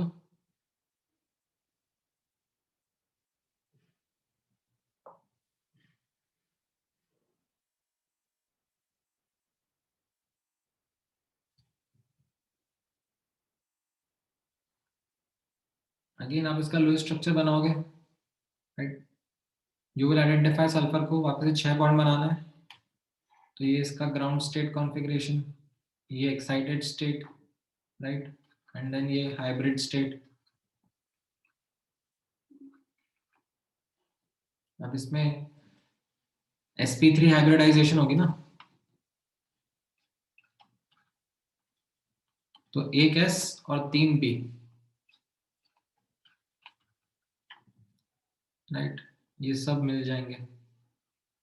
तो इसमें कोई भी प्योर p बचेगा ही नहीं, राइट। ये सब सिग्मा बॉन्ड बनाएंगे, और ये जो 2 d हैं यही पाई बॉन्ड बनाएंगे। So there is no p pi, there are 2 d pi p पाई।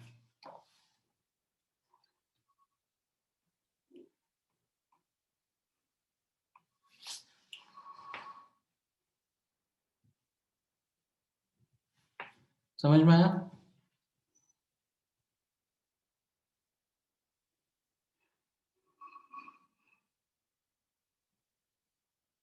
हाँ, इसमें ये एक अनपेयर्ड इलेक्ट्रॉन रहेगा,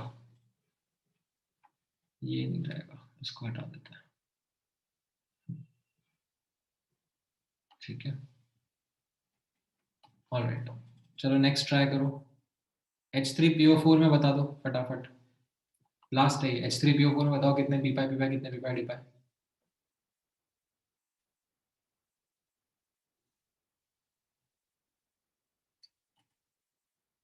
Yes, I'll answer that question.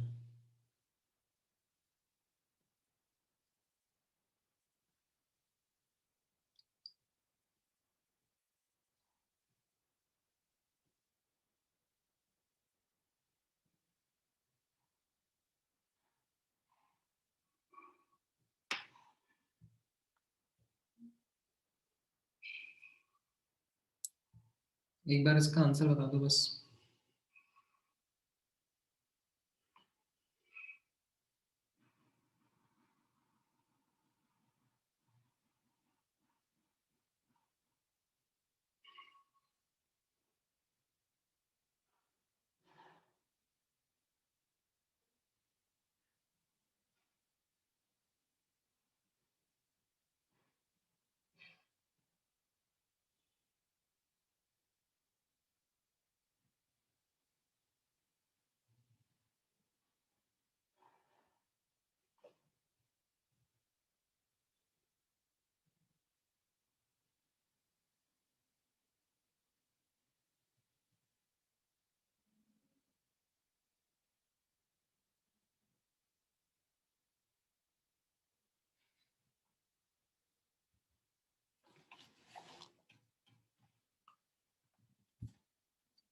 हाँ, 0 P pi and 1 P pi d pi, correct. तो इसमें आपने लुईस स्ट्रक्चर ड्रॉ करा, एक मिनट। हाँ, इसमें आपने लुईस स्ट्रक्चर ड्रॉ करा। सबसे पहले इसका करेक्ट लुईस स्ट्रक्चर ड्रॉ करना इंपॉर्टेंट है। देन फॉस्फोरस के बारे में हमने देखा 5 बॉन्ड बनाने हैं, तो ग्राउंड स्टेट से काम नहीं चलेगा, एक्साइटेड स्टेट में है। फिर आपने यहाँ पे नोटिस करा हाइब्रिडाइजेशन क्या रहेगी, यहाँ पे फॉस्फोरस की हाइब्रिडाइजेशन sp3 रहेगी, राइट। तो ये एक S और तीनों P हाइब्रिड हो जाएंगे, राइट। कोई P ऑर्बिटल प्योर बचेगा नहीं, सिर्फ एक D बचेगा और वही इसके साथ पाई बॉन्ड बनाएगा, ठीक है, ऑलराइट। चलो HClO3 बता दो, HClO3 में कितने पी पाई कितने पी पाई डी पाई।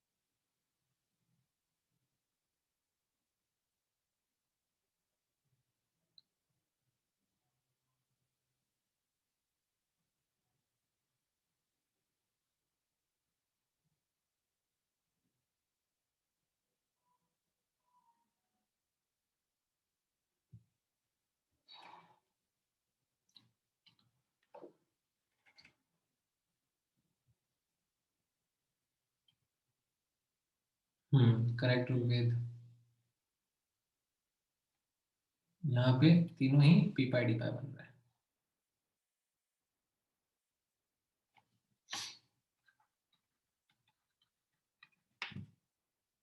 नहीं, इनफैक्ट तीनों नहीं, दो बन रहे हैं ना यहाँ पे। HClO4 नहीं था, HClO3 था, माय बैड।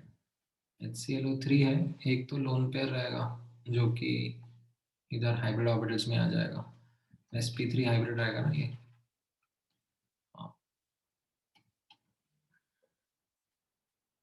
मैं तुम्हारा सही है, निशान तुम्हारा सही है, बाकी जनता ने गड़बड़ कर दिया।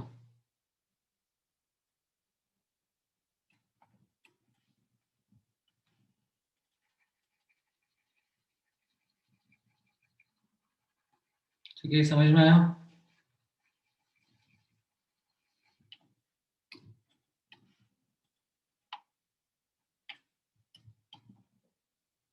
ऑलराइट, अच्छा, अब टू आंसर यश का क्वेश्चन, यश ने मुझसे डाउट पूछा है कि सर इधर तो बन रहा है एक पी पाई और इधर बन रहा है एक पी पाई डी पाई, तो are these two SO bonds different? Yash का क्वेश्चन समझ में आया बाकी लोगों को? यश ने बोला इधर एक पी पाई बन रहा है और इधर एक पी पाई डी पाई बन रहा है, राइट? SO2 में हमने ये एक्सप्लोर करा था ना, तो are these two bonds different? The answer is no. ठीक है, यहाँ पे नोटिस करना, ठीक है, this is an extra piece of information which I am providing. Both SO bonds are identical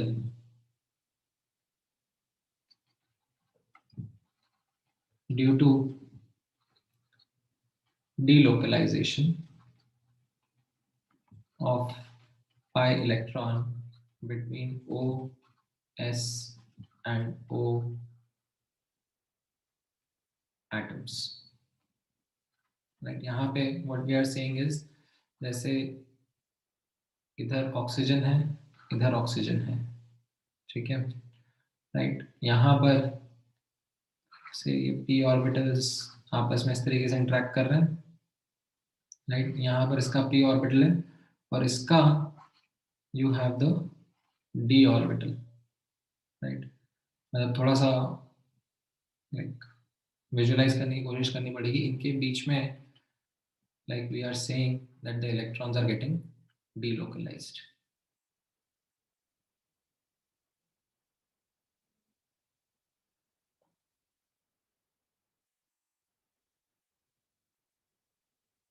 Okay, so this is kind of you can say a bit difficult to ऐसे like geometrically draw, तो मैं कितनी अच्छी drawing कर सकता हूँ आप लोगों के लिए। मतलब ये ऐसा मान के चलो सल्फर एटम है,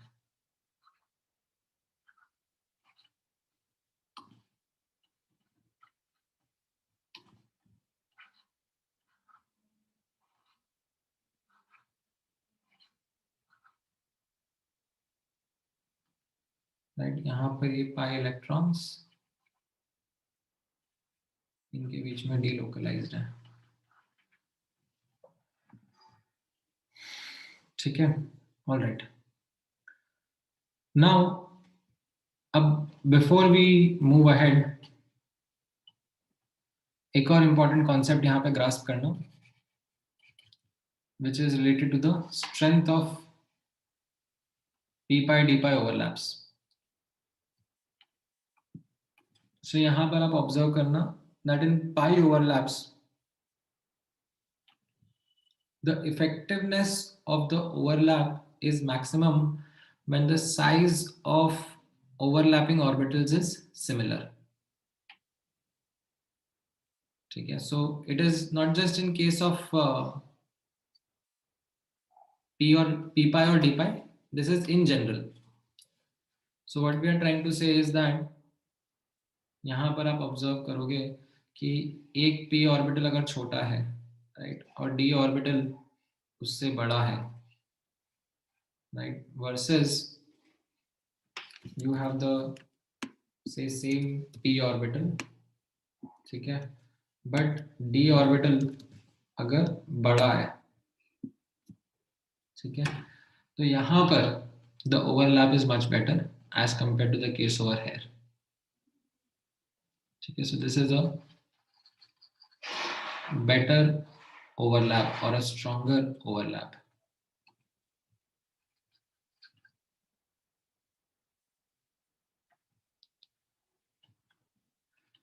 So यहाँ पर नोटिस करना, if I ask you to compare the strength of p pi d pi overlap with oxygen, ठीक है, तो p pi d pi overlap में हम लोग क्या बोल रहे हैं यहाँ पर, p ऑर्बिटल किसका, ऑक्सीजन का, ठीक है, और हम सिलिकॉन, फास्फोरस, सल्फर और क्लोरीन का कंपैरिजन कर रहे हैं, तो इसमें साइज अगर हम देखेंगे तो डिक्रीज कर रही है, श्रिंक कर रही है लेफ्ट टू राइट, तो डी ऑर्बिटल का साइज भी श्रिंक कर रहा है। तो strength of p pi d pi overlap with the smaller p orbital of oxygen कैसा रहेगा? This will be in this increasing manner. ये समझ में आया आपको? How will the strength of p pi d pi overlap will be? Now, अब notice करना इसकी वजह से, और in fact based on this understanding there are certain conclusions which can be seen quite evidently. One of the first examples to notice here is यहाँ पे notice करना, if I ask you to draw the structure of CO2, it is something in this fashion. ठीक है ना?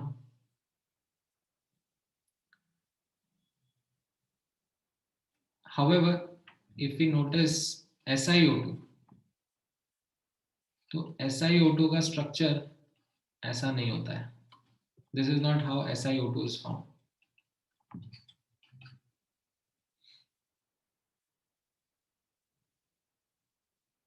यहाँ पर कैसा था?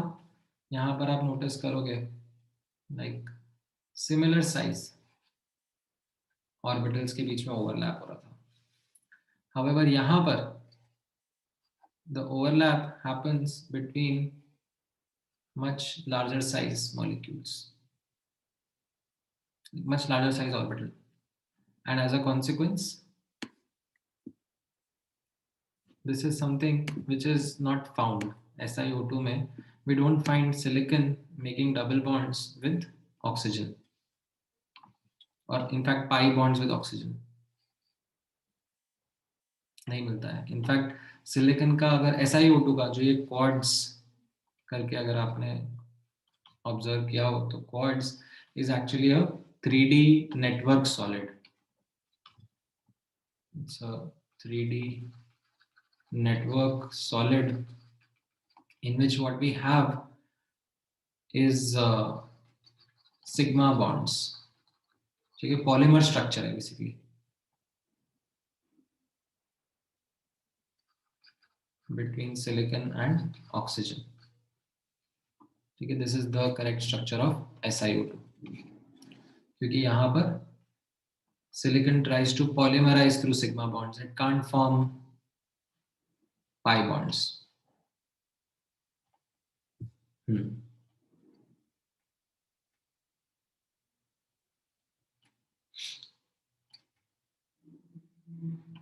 So in case of silicon, I should say pi bonds. I shouldn't say p pi d pi. I should rather say just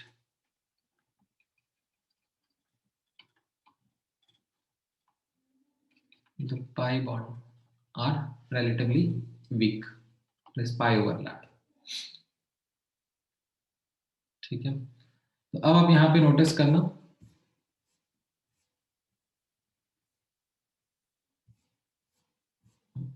एक minute तो, certain similar observation comes when we look at the combination of phosphorus. like यहाँ पर आप notice करो silicon और oxygen के बीच में you do not find pi bonds.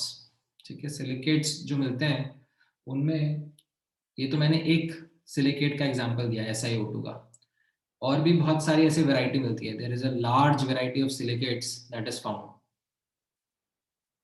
and all of those are in which silicon and oxygen form sigma bonds with each other. They tend to polymerize rather than forming sigma bond, pi bond. अब ये tendency जो है आप notice करोगे left to right हम लोग जा रहे हैं, कम होती जाएगी. ठीक है, यहाँ पर सिलिकॉन और ऑक्सीजन के आपको बहुत सारी वैरायटी ऑफ सिलिकेट्स मिलेंगे, because silicon and oxygen will have a tendency to form sigma bonds rather than pi bonds. Then phosphorus में टेंडेंसी आपको दिखेगी, थोड़ी बहुत दिखेगी. If you remember You had seen the case of P4O6, P4O10, right? कुछ Lewis structure starting में मैंने आपको बताए थे during the beginning of our discussion.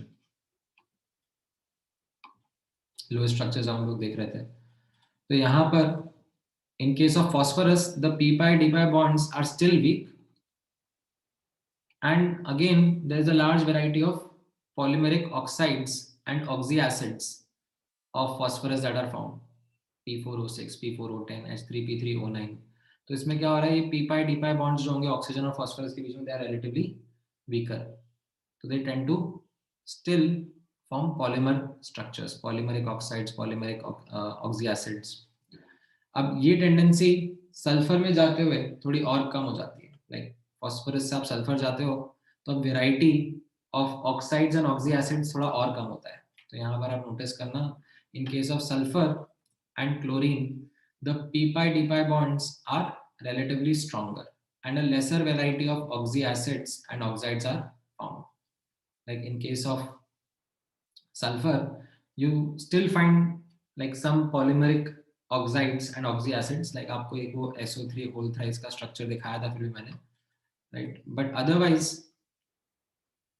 यहाँ पर आप जाओगे तो like chlorine में you don't find polymers of chlorine and oxygen के compounds. Like you will find HCOL, HClO2, HClO3, HClO4, ये सब आपको बढ़िया से मिलेंगे.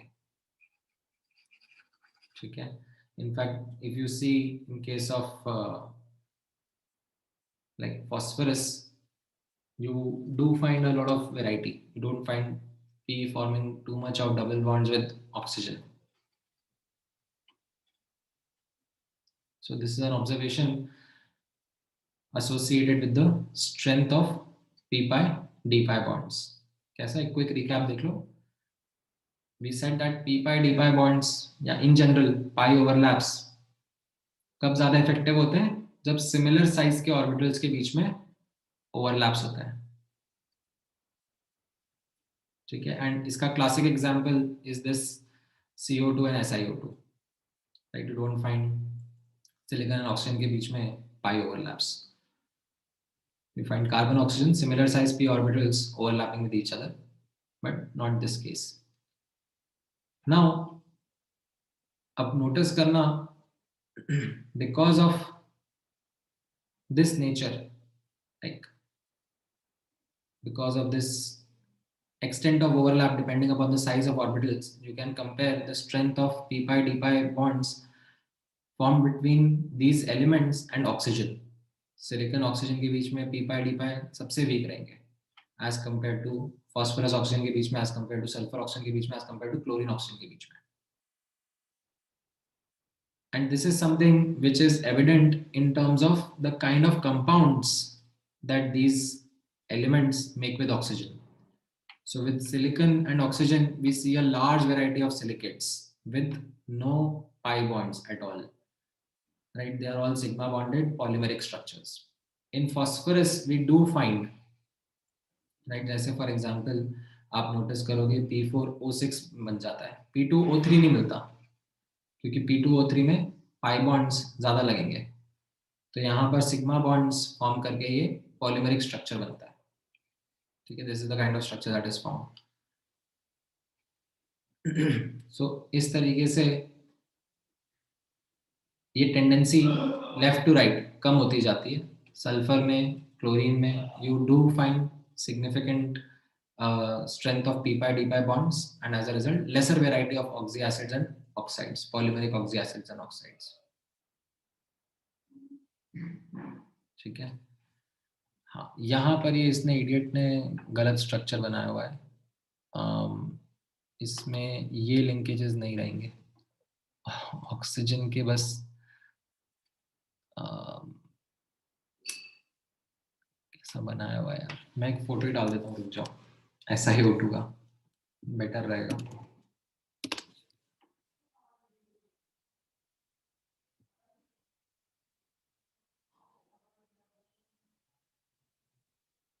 एक्चुअली में तो ये 3D रहता है स्ट्रक्चर. ठीक है. This is a मियर 2D representation.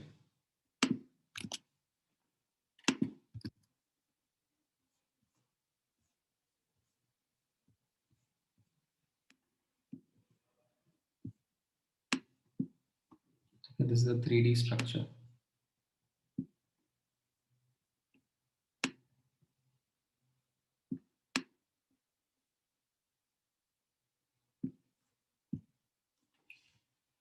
ठीक है,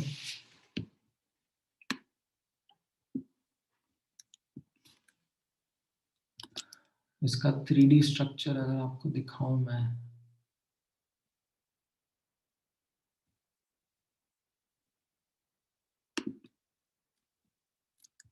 ठीक है, कोई फायदा नहीं है उसको देखने का, actually it will be much more complicated. It's like silicon के अराउंड ऐसे टेट्राहेड्रल ऑक्सीजन्स रहेंगे.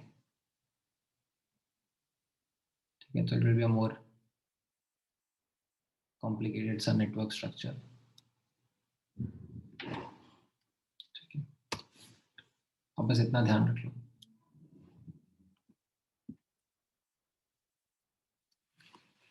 हाँ, d ऑर्बिटल. अब यहाँ पे देखो ना, size of atom itself is decreasing. जैसे जैसे एटम का साइज डिक्रीज कर रहा है, d ऑर्बिटल उसका साइज भी डिक्रीज करेगा ना. You can see the electronegativity also increases, so it brings the atom closer to the nucleus. Z effective increases.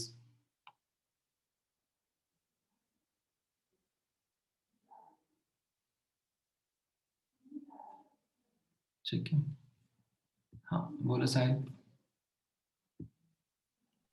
Sir आप ये एक वाला पार्ट वापस एक्सप्लेन कर देंगे? कौन सा वाला? हाँ सर, यही वाला, मतलब ये वाला कितना इंक्रीज हो रहा है, कैसे हो रहा है? बहुत लंबा पॉइंट है. Yes sir, D orbital, size of D orbital.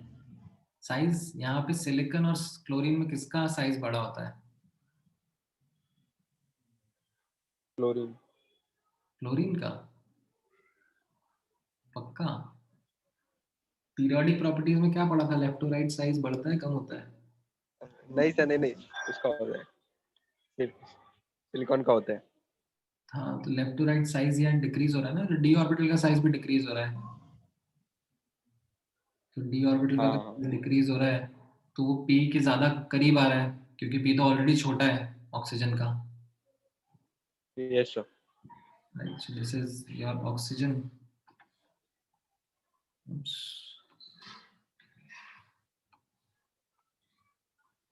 ये आपका ऑक्सीजन है, और ये साथ में जो भी एलिमेंट है, राइट, ये आपका सिलिकॉन या फिर फॉस्फोरस, सल्फर, क्लोरीन, इन चार का कंपैरिजन कर रहे हैं हम. तो यहाँ पे क्लोरीन का साइज छोटा है, तो उसका बेटर ओवरलैप है एज कंपेयर टू जहाँ पे साइज ऑफ डी ऑर्बिटल बड़ा है. Yes sir. तो ये strength of P pi D pi bond इस मैनर में रहेगा. Okay sir. ठीक है,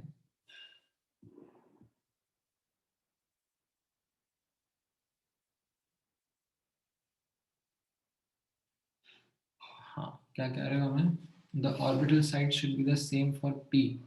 हाँ, मतलब एक को कांस्टेंट रख के दूसरे को वेरी कर रहा है ना, ताकि कंपैरिजन कर पाए.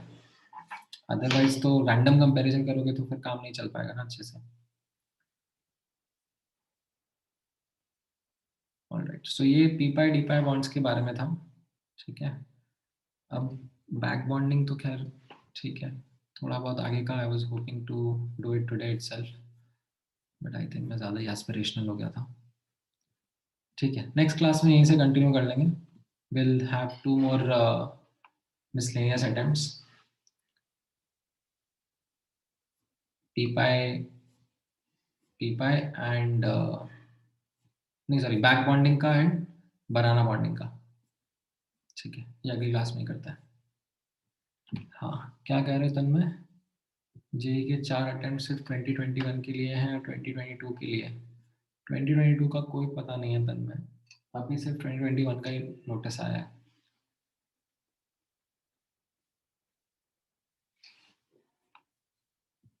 हाँ बोलो निशांत.